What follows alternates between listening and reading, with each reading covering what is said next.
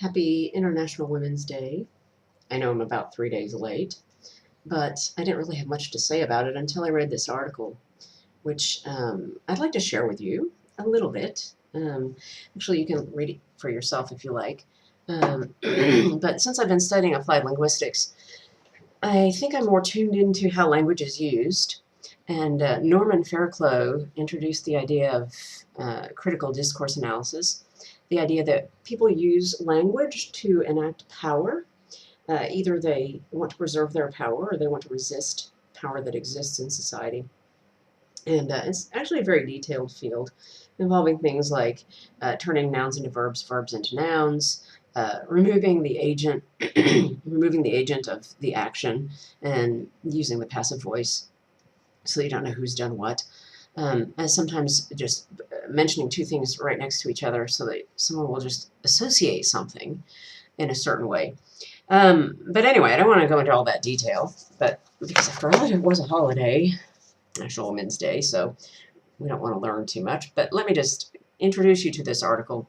The beginning of it talks about an elementary school student who alerted a teacher to a lurid cell phone video that included one of her classmates.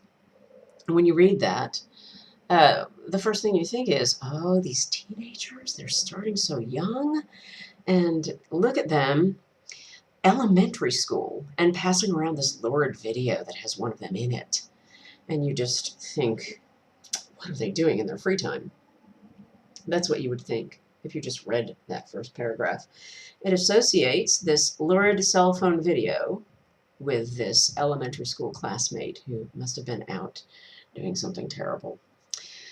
Well, it turns out it was an 11-year-old girl, and the terrible thing that she was out doing was being raped by at least 18 men aged 14 to 27.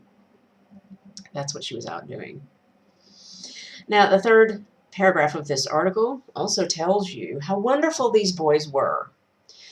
They were in the high school basketball team, the son of a school board member. A few of them had records, but they were good boys. Then, the paragraph after that talks about how this case has just rocked the community to its core. And some of them ask, how could the young men have been drawn into such an act? The poor young men, how were they drawn in? Don't you feel sorry for the boys? Next, they quote a hospital worker who says these boys have to live with this the rest of their lives. Why are they quoting a hospital worker who's commenting about the boys? It makes you think that the boys were victims. Maybe they were taken to the hospital where they were examined. Maybe rape kits were done on them to find out who attacked these boys, who drew them into this horrible thing. Isn't it terrible? Another paragraph, about the middle of the article, talks about the girl having been forced to have sex with several men. The interesting thing about this, I know you don't want to think about verbs and nouns and all this, but I'll just say, the way this is worded, the girl is having sex. Okay, yes, the girl was forced to have sex with men, but it makes it sound like the girl is the one who's doing the action. Why not say the men forced the girl to have sex with them? Their choice of grammar in this sentence makes it sound like the girl is forced to have sex and the men are forced to have sex too, and some other person we don't know who is forcing both of them to have sex. That's sort of the way they've worded it. Don't ask me why, but yes, I'm beginning to feel sorry for these men. Now, all of this so far has just been language, and it's not very concrete, but later in the article, accusations are made against the girl and the girl's mother. The girl, of course, dressed older than her age. So she made the men do it because she was dressed wrong? I don't know. She was wearing makeup and fashions appropriate to someone older. What could she have been thinking? Furthermore, she was hanging out with teenagers.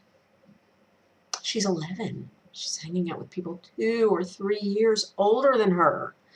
And you wouldn't believe where she was hanging out with them.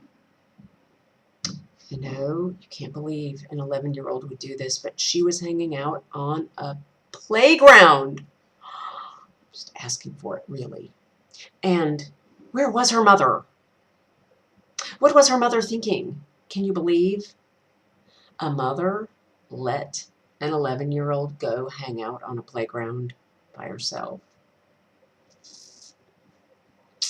Unthinkable. I don't know. I don't know what these women were thinking. Anyway, you can read the article yourself. And in fact, it was in the New York Times, but it was also on CNN and MSNBC, and those news outlets reported it differently. The CNN article was just very matter of fact and didn't seem to have any of this weirdness in it. And the MSNBC one reports more on the split in the town between she's asking for it and this is a horrible thing. And so I think that if that story was reported more straightforwardly on MSNBC as being they're horrible and she's horrible, but here on the New York Times, it's a little more subtle. And I just wonder, was the author of this article doing this on purpose? Was it perhaps a joke for International Women's Day? And all I can think of to say to that is just not funny. Really not so funny, dude.